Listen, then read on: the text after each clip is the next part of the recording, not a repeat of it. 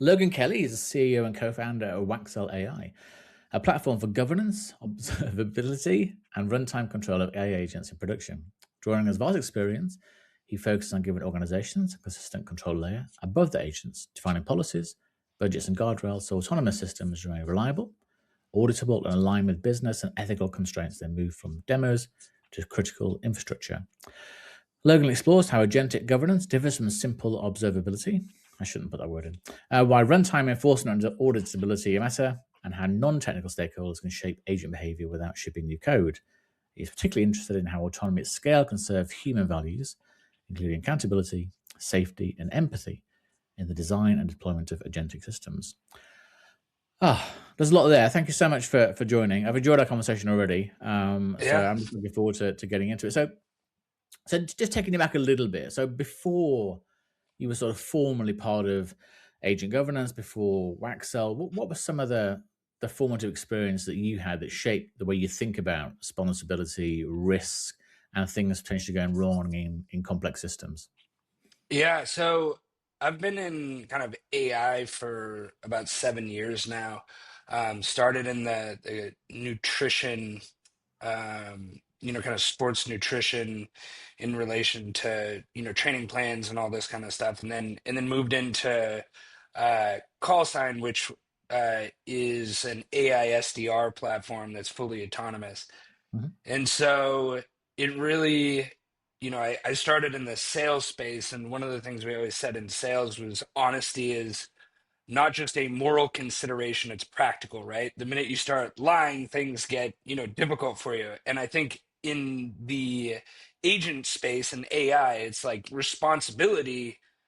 If you're attracted to it for moral reasons, great. On the other side, though, it's a practical consideration, right? Because the better the more responsible you are with AI, the kind of better you can have things running, and the more kind of acceptably you can have things running, your life gets a lot easier. Yeah. And I found that the kind of hard way with things going off the rails and these kinds of things. And so with call sign is where the kind of idea of agentic governance and these kinds of AI governance came into play. We're doing sales outreach. It's not brain surgery or heart surgery, but it is high risk in the sense that if something goes wrong, that's the user's reputation. So you can't mess up. And so everything that we did had to be perfect. And how do you do that at scale? And that's kind of where all this led us, what led us to this. Yeah.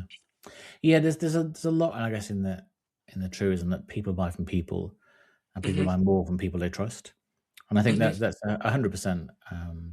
I was watching an old episode of The Office last night, The American Office, and they're talking about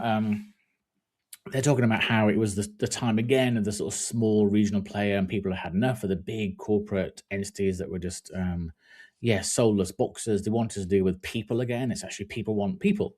And I thought, gosh, this is very relevant to AI in a way. Is that yes, AI is incredibly important, but fundamentally people want to believe that people have still formulated the decision making process, that they've decided what governance looks like.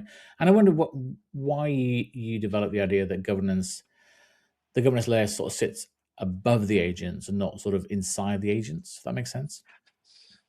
So there's the technical consideration, which would Yeah. be, the kind of development term would be boilerplate, right? So the more boilerplate you have to, have a developer write, one, it becomes arduous, right? And then the idea of governance becomes something that will be bypassed, whether that's because people are cutting corners or that's just because there's a lot to remember and you don't always do that, especially when you're moving at the speed of AI, which is it's insane, right? This is a treadmill. The only way to get off it is to be successful, right? Yeah.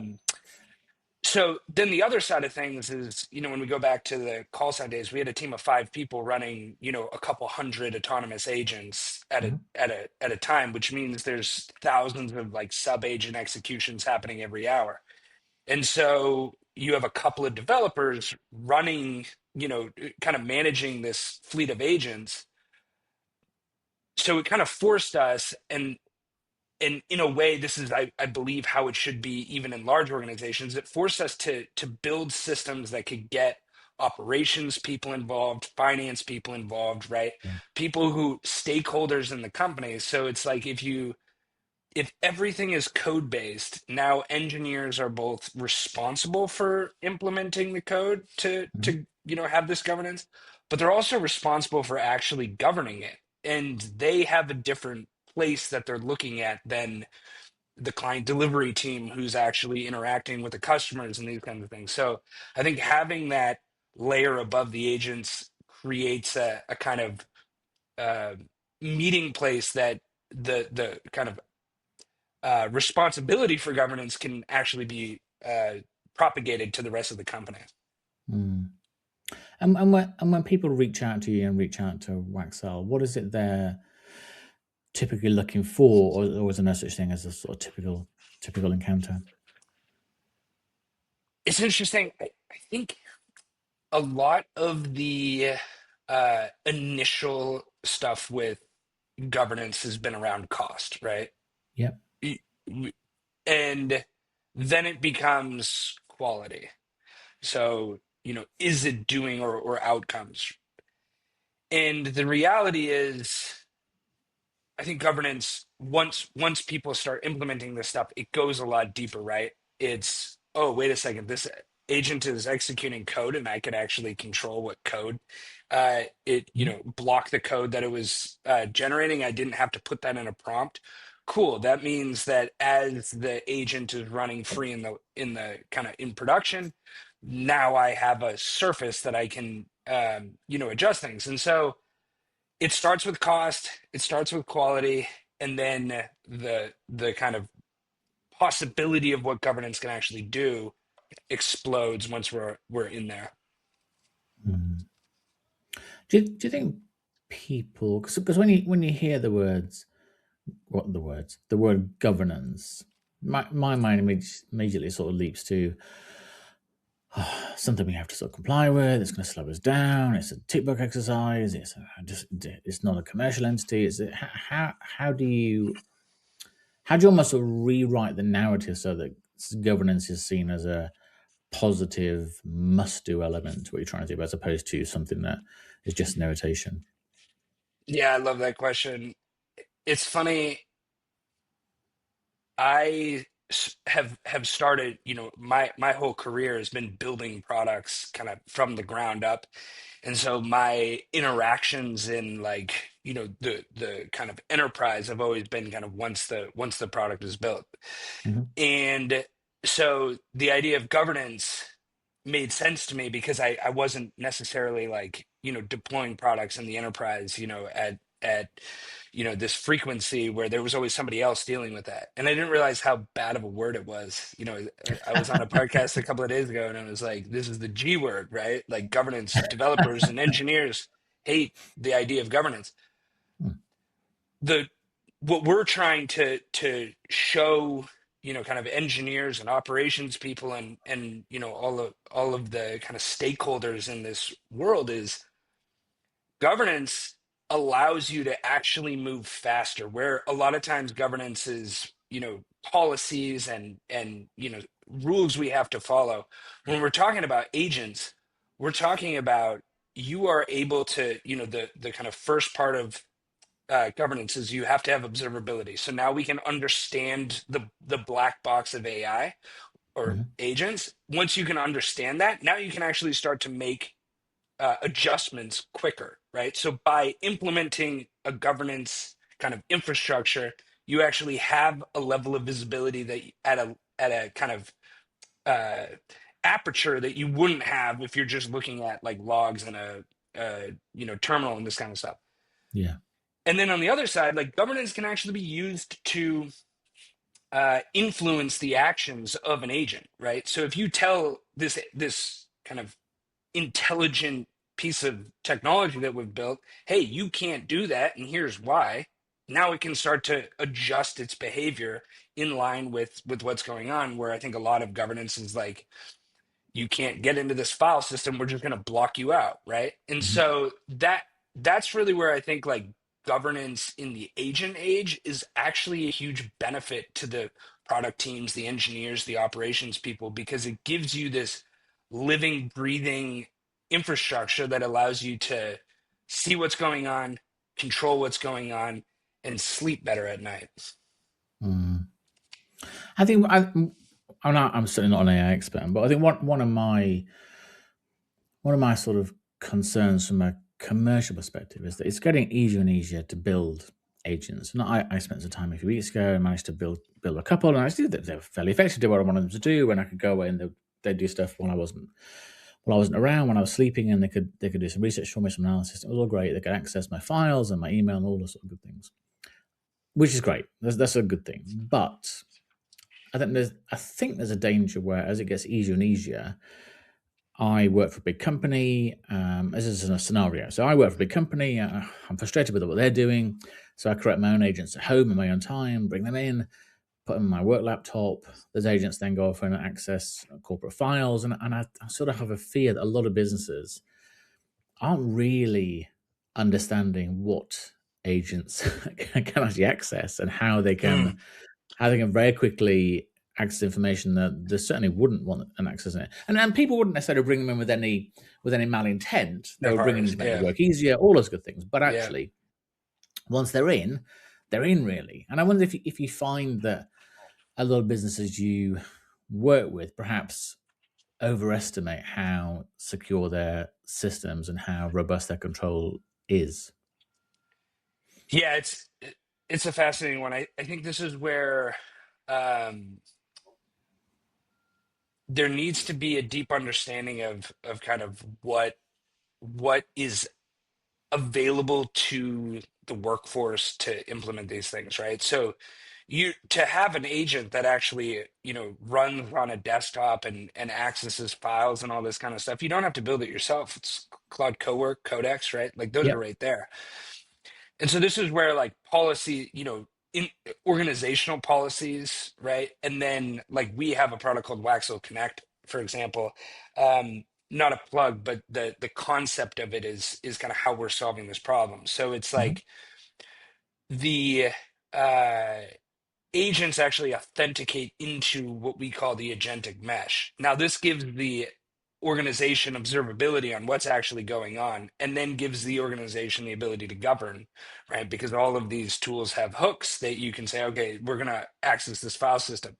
And so this brings us to the idea that if people go around governance, which or security or these kinds of things, which like, hey, we need you to log in via a VPN, and they don't, right? These are bypasses that have been around for a long time. Yeah. So it's really about the organization saying, hey, we're going to make it easy. We're going to allow this, but we're going to allow this in a way that, you're not or of course they're responsible, but you're kind of given the guardrails on this agent to make sure that it's not doing these nefarious things. But if you bring a third party agent in and it's not connected to these tools and something bad happens, that's not Claude's fault, or whatever llama or lang chain or whatever. That's your fault. That is, you Yeah. own the AI. And I think that's a really important thing for organizations to come across. And we see it all the time. Well, Claude told me to, or GPT told me to. It's like, no, That's that's a poor that's not excuse. how this Yeah. works. Yeah. No. Yeah. That's yeah. That's a poor defense. It's a bit like people that follow their GPS and end up driving into a river. So the GPS told me Right. to. It's Right. literally this is a case of well, would you jump off a cliff? And that's and we saw it a few weeks ago, probably a month ago now. It goes so quickly when OpenClaw came out and the different iterations of that. It's like, well, yeah, this is wonderful. It's amazing, but Yeah. you really need to be aware of what you're opening yourself up to. Yeah, that Yeah. feels a lot like there was like a kid in the US, like I don't know, 25 years ago, 30 years ago, who like pulled out all the radioactive material out of a fire alarm and like built his own like nuclear reactor. And it's like I feel like we have the ability to make just as Yeah. like probably bigger like Yeah. issues in the world. Like, yeah, I'm gonna run OpenClaw on a Mac Mini that I don't control. Cool, Yeah. man. Well, when that dumps out your bank account, like you don't get to say that was OpenClaw, you know? Yeah. it's Yeah. you.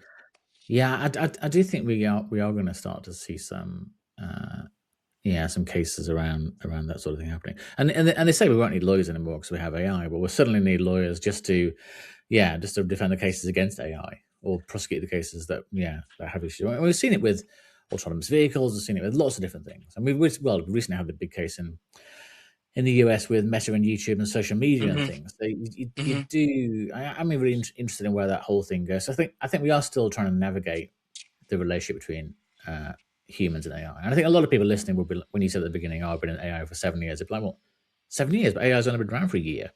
No, Yeah. not really. It's been around for a long, Yeah. long time. And the first, Yeah. Yeah. the phrase artificial intelligence, it's gone back to like 25 years. I mean, it's not a new thing, but obviously the power and ability we have now and Yeah. I mean, there the was way a, it's in everybody's hands has changed. That's what's changed fundamentally. That I can do something with it on my phone. That's what's different to, 20 years ago, yeah. I suppose. Yeah. I mean, the 80s, I think, had an AI boom. It's, I was reading the book Crossing the Chasm, like one of the I've first read that. Yeah, editions. And he was talking about the AI boom in the 80s. And it was like, yeah, holy cow, this is, we're not, yeah, but it's just so much easier to yeah. access.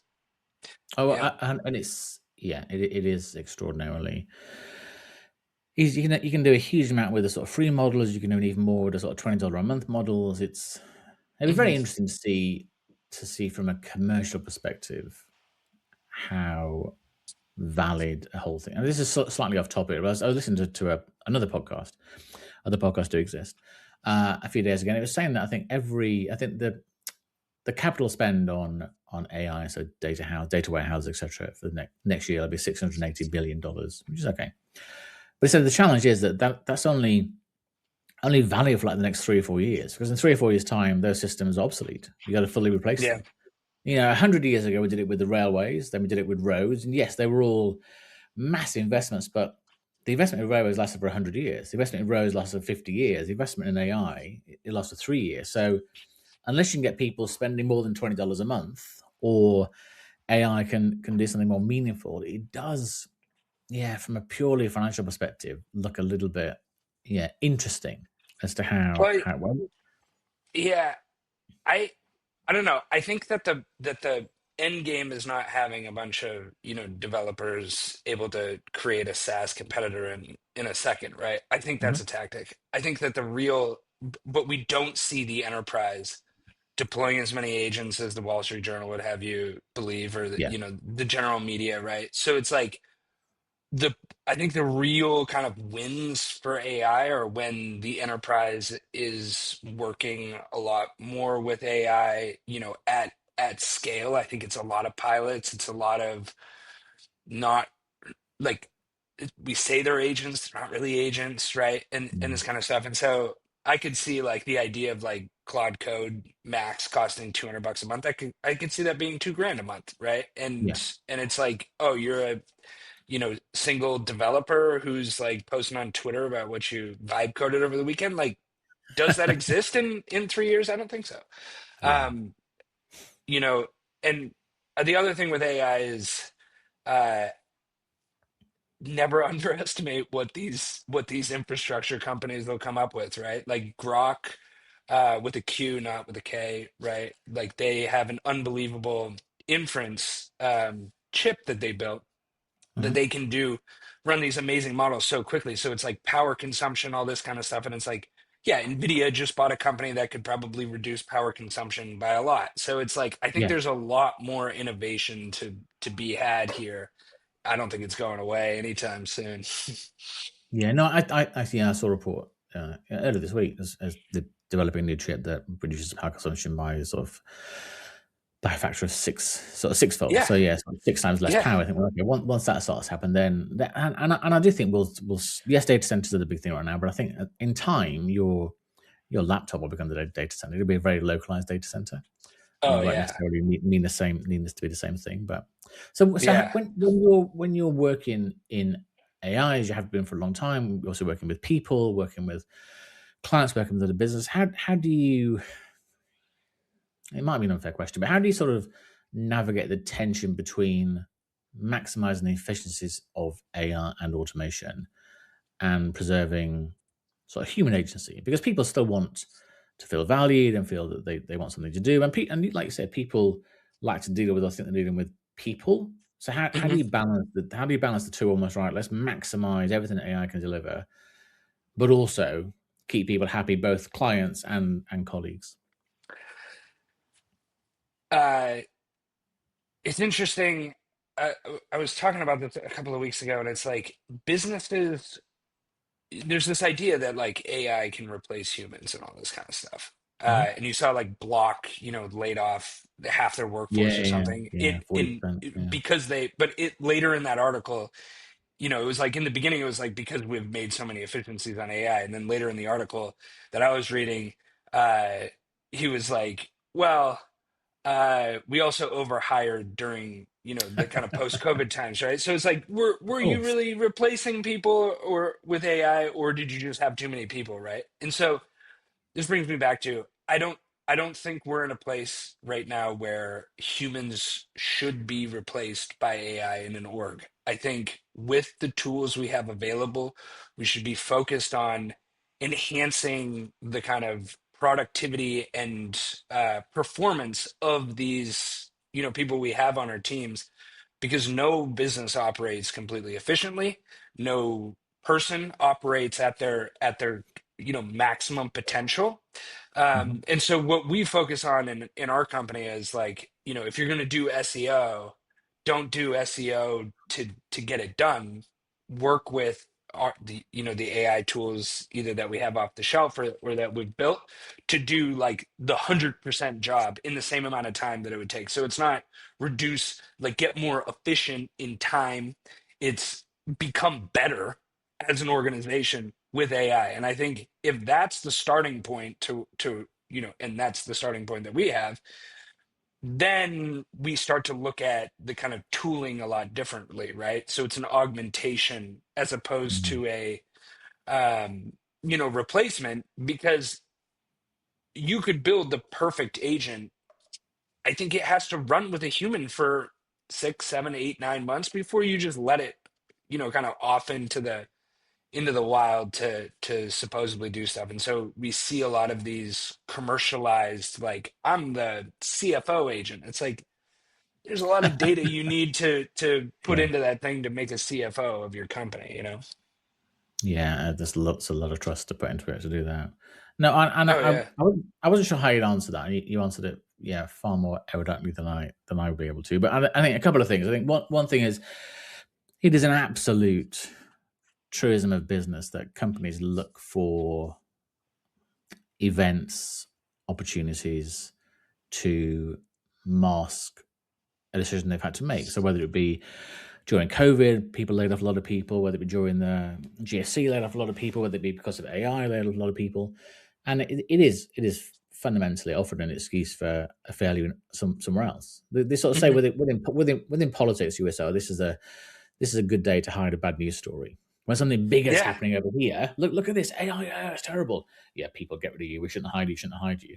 That's the Yeah. big thing. And also at the moment, shareholders, analysts love it when companies talk about their AI strategy or their AI ideas, and their companies talk about AI. It's great. I spend a lot of time historically working in commercial real estate, and I went through the last sort of quarters, sort of big results and the sort of CEO statements and things. And at one company, I think mentioned AI 41 times, and on this call, it was just almost like a bingo card at AI, AI, AI. Almost have a drink every Right. time you hit AI, you'd be very, very drunk. And they weren't really saying anything. They just felt that it's almost there's that one of my favorite quotes is from an architect, and he says that technology is the answer. Now, what's the question? And I think we're at a phase with that with AI now. So it's the CEO is saying, "Well, we've got AI. AI is the answer." And you think, "Well, but what are you actually? What question are you answering?" And I don't think enough time is spent figuring out what a business intends to do, how it wants to grow, maximize market share, all of those good things. And yes, AI Yeah. may or may not be a challenge. And I think then the other thing is that, and you mentioned this explicitly, that I think a lot of people have conflated roles and tasks. And I think Yeah. AI can absolutely do a lot of tasks. It can manage my inbox. It can create emails, I can do lots and lots of good things, great. But actually, can it take on the entirety of my role as the challenge? And I think one of the gaps perhaps that we'll see filled hopefully soon is that if people do find AI helps to save perhaps 20% of their time, it might save 10% of the time, it might save 30% of the time, which is great.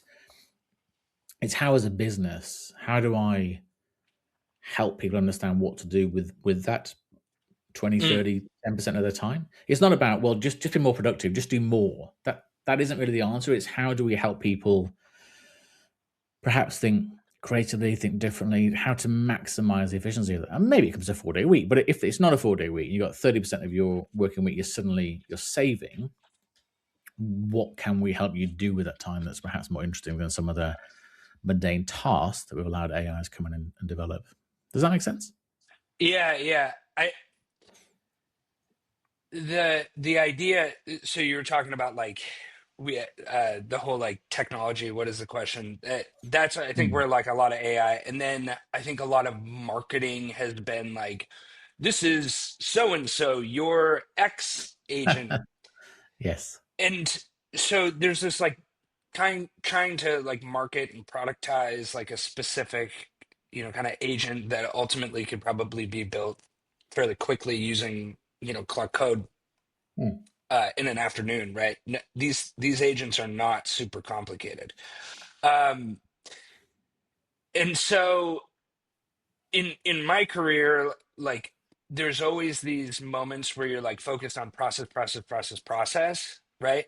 And that doesn't usually win. It's only when you say, okay, we're doing all this stuff now, what's the outcome that we're trying to get to? And then you get everybody Yeah. focused on that outcome, and now you Yeah. start winning. You start selling, you start actually, delivering a good product, all that kind of stuff. And I think it's important to be in a process oriented mode for a while, and then you gotta change that. I think with AI, everything is so process oriented, right? It can do this thing. We can do this thing, right? And this is Mm. where the kind of task orientation, but it's like, what's the outcome that you're trying to get as a business? And I think if you look at outcomes before you look at trying to save efficiency with I think you can get to the outcomes faster with AI. Like you can get the wins, and then you can figure out what that actually means for your business. But we're trying to skip a few steps here, right? Of like, we're just going Yeah. to do all this process with AI and not focus on the end result. And I don't think that's a winning strategy whatsoever. No. And I think people um, almost think of AI as being a sort of singular entity. So they think, right, we'll bring in AI, and we'll call it John. We'll bring in AI John, and Yeah. that will replace human Andrew. And it's not that, because the AI that will replace me or take away my task is a multitude of agents, and each one of them doing a specific task. It's not this all-seeing, all-dancing, artificial general intelligence and can do everything that I can do. It's some things that can do bits of what I do, and that's what I Yeah. think people almost they think, well, we're just bringing in, what does your AI do? It's multitude AIs, different agents do all of the Yes. different things. They engage with each other, they talk to each other, they can interact with one another if so programmed. But there's not just one AI sort of sitting in this non-existent office that's doing all this work that I used to do. That's where it differs. And I totally agree with you about the uh, doing lots of things without focusing on what the outcome is. And I think of it as you sort of have efficiency AI. It's all about saving money, reducing costs, all that sort of good stuff, versus opportunity AI. And opportunity AI is where people should be focused. But so many businesses are focused on, how can we cut costs? And that's the AI strategy they have, is to save money, as opposed to maximize reach, expand territories, grow market share, Yeah. all those things, which feels much more. It feels much more how a business should think and operate. And the problem is we're not at efficiency AI, right? Like No. AI is not efficient. I think the key is orchestration is one of the places that I wish a lot of enterprises were investing in. So the kind of orchestration layer, the building systems that can allow safely data access to the kind of data that needs to orchestrate. So it's almost like we're trying to deploy AI on the edge. We're not Mm. figuring out what the actual kind of orchestration to build a top down, you know, system that can safely, and that's where orchestration and governance and all these kinds of things come into place. So we're focused on the copilots, right? Where we should be Yeah. focused on how does the organization actually make decisions, what data is important for the organization. And so we're not at efficiency AI, because I think what people think is efficiency is I wrote an email real quick, right? And that's an Yeah. exaggeration. You know, I No, no, think there's some cool stuff, but um, there's such a foundation that needs to be built that if we focused on orchestration and the data that needs to be there, and then governance, so how can we do that safely, then the kind of creation of efficiencies and all of this gets so easy. It gets so simple. And we see this in the companies that we work with who do have mm, that foundation. It's like, oh, I want an agent for this. Sweet. There's the MCP. There's the, API. Hook it in and you're good to go, right? And you can deliver an agent that looks super complicated in a couple of days, as opposed to like, all right, we need to go get the data from here. There's no real API strategy. There's no MCP strategy, et cetera, right? So yeah, I mm, think we're very far away from people getting actual efficiency that's sustainable, in the agent space. mm. A question that challenges me, and I'm still not quite sure what the answer is. I'm sure you'll have it though. Is where do you think ownership of AI should sit within a business? Because historically, software and hardware, if you sort of bundle it with that, sits with IT. That's where it sits. It's about Mm. bringing it in, making sure it's delivered safely, and like I say, it's operated through a VPN, and people can fix your laptop or whatever. AI sort of feels different, and I wonder Hmm. what your sort of best in class Uh, experience, or what your personal thoughts are on where should AI live within a business? Where does ownership sit? yeah, it's funny you ask. I built a whole product about ownership should be at the organizational level, right? So, because when you think about this, this is not in implementing SaaS. No. You're implementing something that is making decisions. You're implementing something that's creating a cost, a cost um, that is non-trivial in your organization. You're talking about things that are going to be operating processes like parallel, or as we said, replacing operations, right, or like operational roles, whether it be customer success, finance, HR, these kinds of things. You're looking at data security, so you got to have your, CISO and all of these kinds of things involved, right? And then you actually need to make sure that the outcome is good. So you need to include the kind of frontline people who are at the, the end of the pipe. And so I think ownership is truly, it's going to become a organizational piece, or it's just going to be, and I've I think anybody who's worked in a startup has like brought some cool tool that they think is good and then nobody picks it up, right? Yeah. And then you bring some tools and everybody picks it up, right? And it feels good.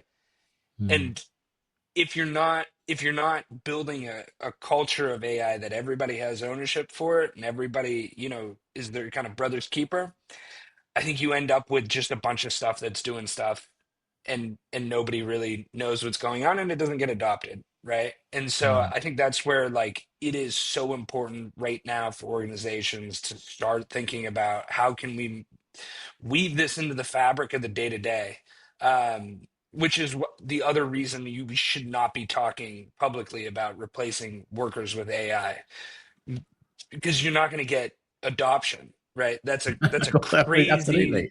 it's a crazy thing where I could easily, our team, it's like we have people who've been working for us for a couple of years now, and like all of a sudden they, on their resume they have 20 different things that they basically learned by spending a year just kind of working through with AI, right? And it's like, yeah, I was a customer success person and now I'm like an SEO genius and now I'm and it's like, Yeah. if that's the kind of ownership you can give of these different parts of your company, then I think that gets easier to say, when you're looking at this custom agent that you built to run this workflow, it's like, yeah, I was thinking about this because I'm not scared of it. It's going to make my life easier. I'm not scared of it. Here's where I think it Mhm. should be adjusted, Yeah.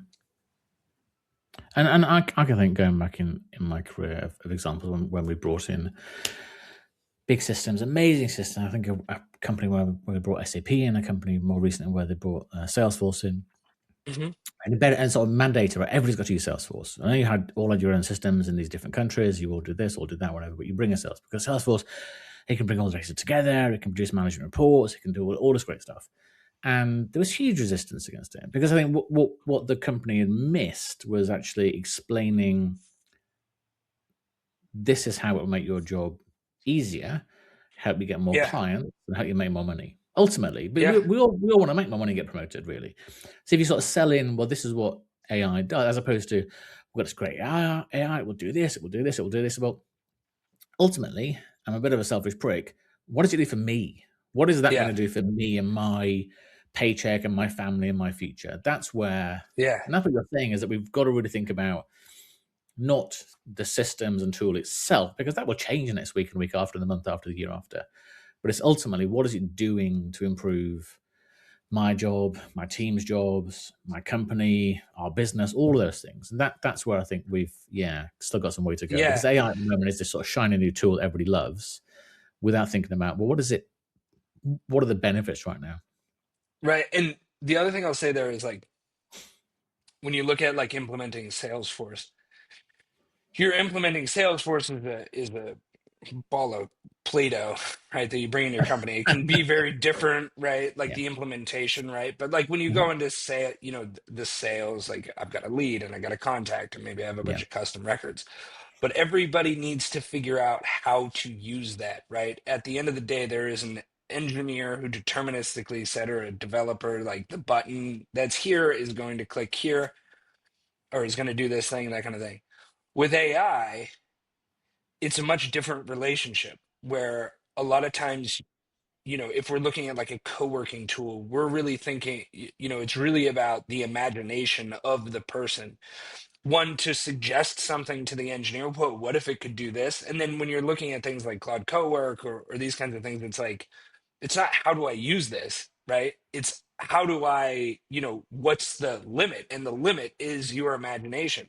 And you Yeah. really have to open your workforce's mind into that, and nobody has imagination when they're scared of their job, and nobody Yeah. has imagination when you're jamming it down their throat. So to your point, how can I make this successful? It's like, why don't you take a day and just like try a bunch of product projects, right? Just do Yeah. that and see what this kind of thing does.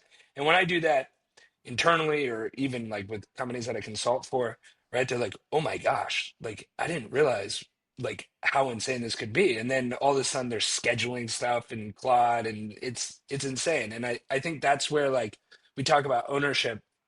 It's like elevating that to the point people can have imagination really Mm. changes the adoption of AI, and that the kind of how they see it impacting their day to day. Yeah.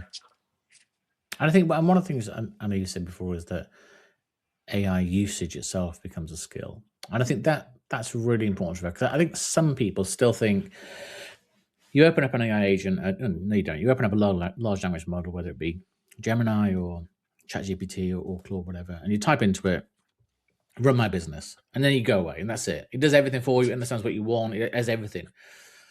Without realize, actually, it's a shitload of work, really. when you're back and forth, you're having a dialogue, you're explaining something, you're re-explaining, and you're uploading skills, you're all that sort of stuff. So actually, it is a whole. There is a whole use case, a whole purpose to actually understand how to use AI. And it's not like you say, it's not like how do you use Salesforce because that's or how Hmm. do you use Excel back in the day. It's like okay, I can use it now. Using AI is much more of a it's much more of a different way of thinking.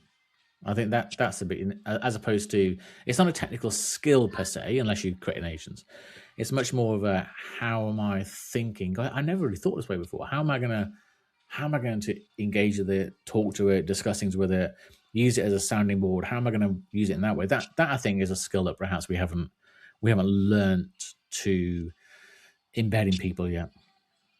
Yeah, I the early days of ChatGPT, my one of my partners, Beth, was we were like this was like 3.5, right? And Mhm. the the thing I told her then, and the thing that I've always, kind of tried to instill in the people I talk to is like, don't ask me how to use it. Ask it, right? Like Yeah. what, right? Ask it to do something you don't think it could do. See where the limits are, that kind of stuff. And that's what I mean with the imagination. It's almost like a soft skill, right? Mm. You almost need to have, it's not like empathy. I think there's going to be like a new word for it, right? But Mm. it's like the trying to figure out how to get the thing to do the thing you want, right? Try, Yes. and that's an interesting, like, managers, you get an MBA and still not know how to do that, Yeah. right? And so I think it's an interesting thing where you really have to be exploring kind of like, okay, how am I communicating with it? What kind of information am I giving it, right? And that's a lot of introspection that needs to happen, and you need Mm. space to do that, which is not always what people have when you implement a new tool, right? I'm paying $100 a month for this. Why aren't you using it, right? Absolutely. Yeah. And it's really interesting is when they brought when they brought 3.5 out, I think they were as surprised as anybody else at how quickly it was adopted. It was at Yeah, the and it time was as it the wasn't sort of that academic great. research tool was like, what shit? And it suddenly became the Yeah. most downloaded app on the iPhone and stuff. It's like, oh my goodness. And suddenly they thought sort of 4.0 was going to be the big thing, but yeah, people grabbed hold of it pretty quickly and thought it could do more than it could at the time. Yeah. Yeah. So from your experience, you sort of lived this space for quite a long time, and you're in. I think you've created a sort of healthy dynamic between business and AI, which I think is really applaudable. And something I wanted to ask you. This is quite a selfish one. So I've got a 16-year-old son. He's just doing his sort of end of high school exams. Then he sort of has 2 more years of more focused work, and then perhaps going to do a degree or whatever. I've got a 19-year-old daughter that's just gone off to study philosophy and ethics.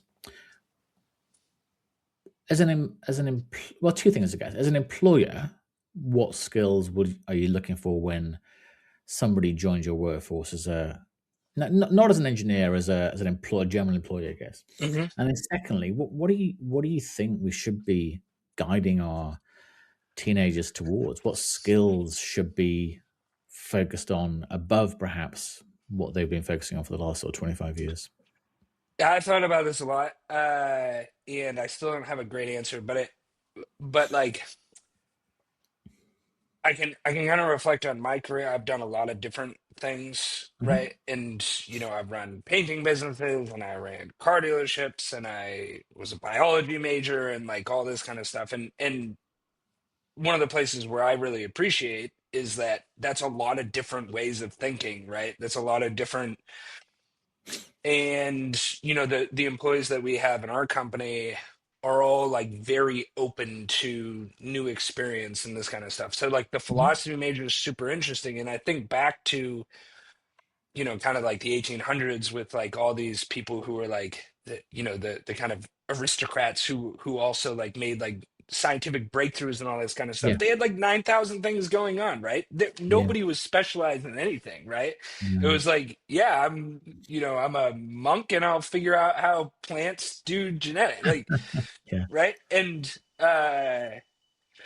so I think more so now than ever, it's like the more you know about a lot of different things and the more open you are to, kind of taking things less linearly than maybe a lot of the kind of last, I don't know, 50 years of how careers went. I think that's a really Mm. important skill. And that, everybody internally in my companies, it's like, today I'm going to do this and tomorrow I'm going to be really good at this. And that's a really important like openness to experience. And that's where I think like philosophy, like, cool, if you really study how that kind of has unfolded over the last history of humans, right? It's like, okay, now I can start to understand that things might not be so linear and so black and white, because AI is by definition not black and white, right?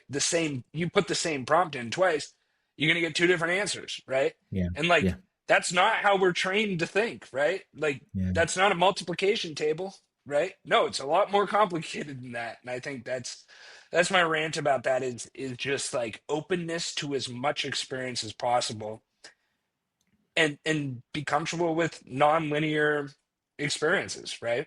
And college, I think, is a awesome, like, education is still super relevant, right? As long as it's with this idea that maybe if I'm an economics major, I'm not going to do economics, but I'm going to have this knowledge that I can bring into whatever I was doing, and create solutions in a, kind of world that's kind of roles are collapsing on each other. Mm. I love that answer, and it's well, and for two reasons, mainly one one of which it describes my career. And that literally, I started off working in retail, then became a consultant, and sort of spent 10 years literally traveling the world and working in 50 different countries, different projects, different clients, etc. Then I went into data analytics, then went into real estate, and then into sustainability and behavior change, all those things. And a lot of people throughout that career, but you really should sort of specialize, find something, and just sort of stick with it.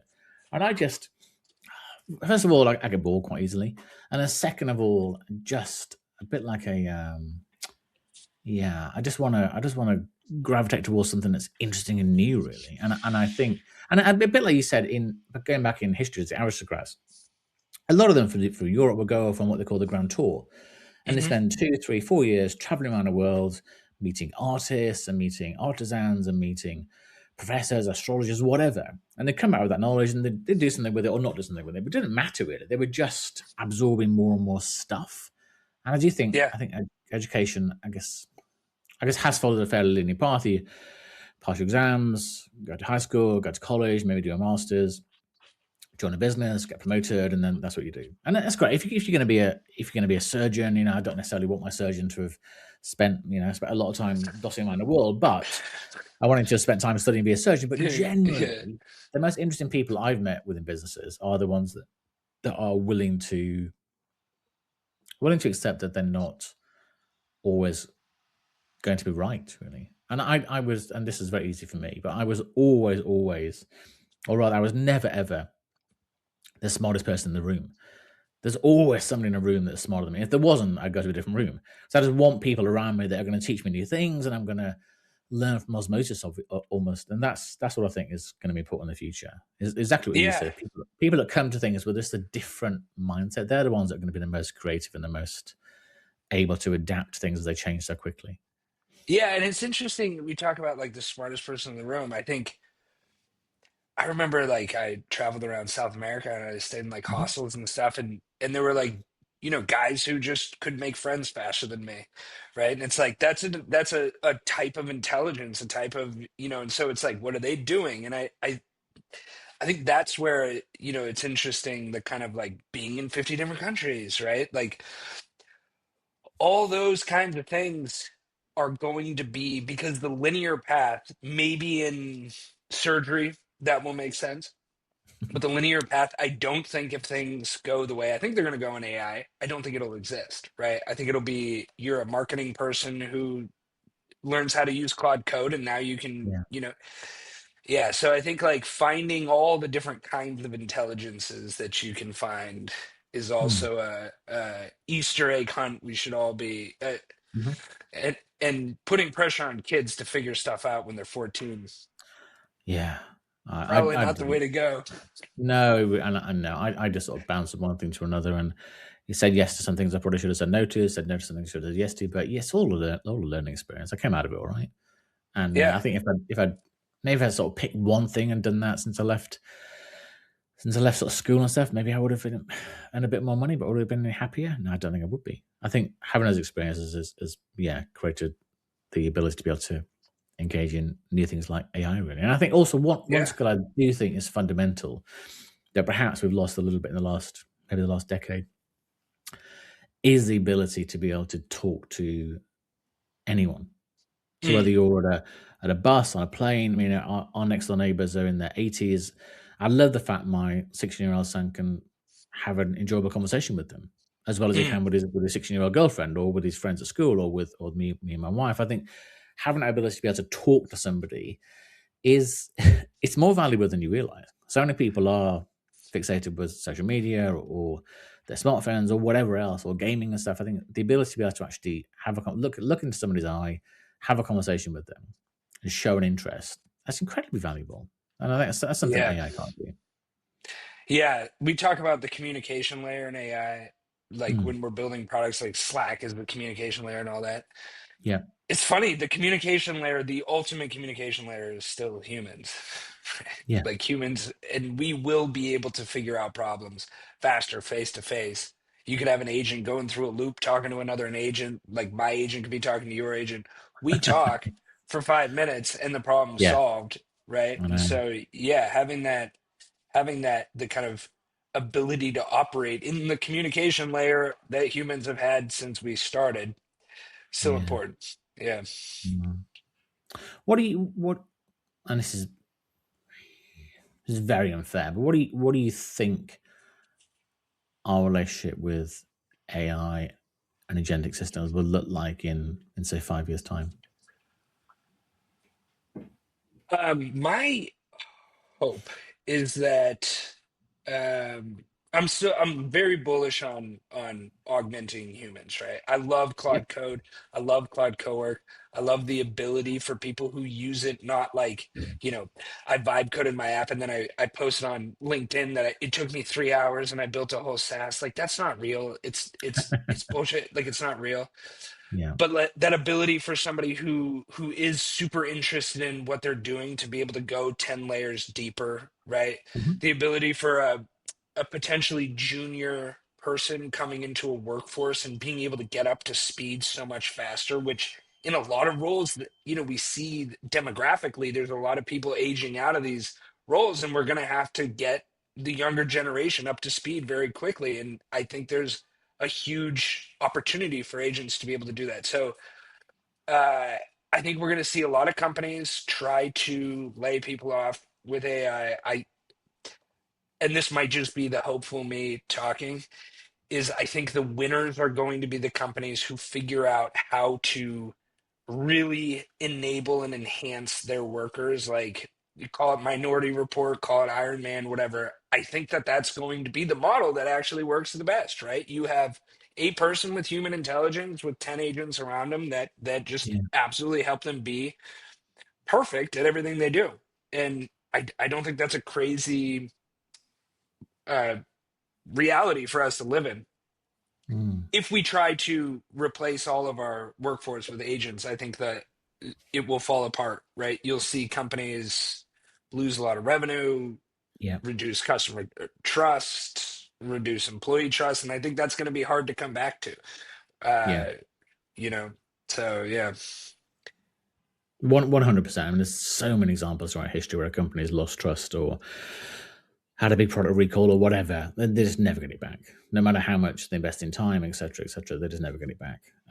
Whether it be Mhm. media organizations or businesses or corporations or whatever.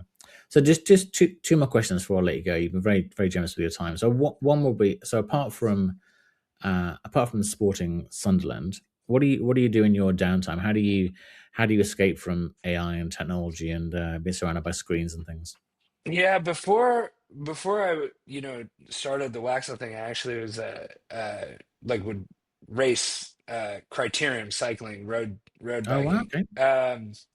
So I try to continue to train, but I'm not, for a couple years, it was every single, well, yeah, for quite a few years, it was every single weekend, in the car, going to races, which I think in England, you guys have a pretty sweet, like road racing, community. So We one of do, my yeah. goals is to So get over certainly, there. but actually, Yeah. where we are in Surrey, we got a place called Box Hill, and that's a Yeah. lot of That's a time trials. And, huge, yeah, yeah, a lot of yeah. time trials and things. You go up there and you see, and I just sort of salivate over the 15, $20,000 bikes. So, Oh yeah, yeah, they yeah, tend to be ridden by men that could probably easily lose, a couple of stone, rather than yeah, yeah, paying yeah. $1,000 for the lightest possible pedals they can buy. You think, well, I just Fully, lost a few yeah. pounds. Not Oh pedal yeah, for the cheapest grams you can shed are definitely off your yeah, midsection. Yeah, they're the yeah, hardest though. Yeah, if you can pay for it, it's yeah, much yeah, easier. yeah, yeah. Uh, yeah. So I just train after work and try to, you know, smash smash all the thoughts out of my head for an hour on the bike, and then do it all over again. Mm. And then my final question, I guess personally and professionally, what are your future ambitions? What do you think the future holds for you? I love building companies. Um, Honestly, I'd also love to sell a company and ride my bike and travel the world, ride my bike around, and that kind of stuff. But yeah, I'm super like kind of excited by the time we're in. Yeah. Um, I think we're super lucky to be here now. Hmm. Uh, there were a lot of people who were like, I wish I was there in the beginning of social media and this kind of stuff. I think it's a lot easier you don't have to build a social network to build a really good business. You can build really strong value that could serve hundreds of customers and build an Hmm. amazing business. Yeah. So really focused on, just taking advantage of the time we're in, because it's a once in a generation opportunity. Fabulous. Thank you so much. I really, really enjoyed that. And we covered a lot of subjects we probably weren't going to talk about, but no, I think that made it better. So we covered a broad scope rather than being very narrow, which Yeah, is what we said about yeah, education. So no, I really yeah, it's fun. appreciate your time. Yeah, thanks a lot. Yeah, it was great.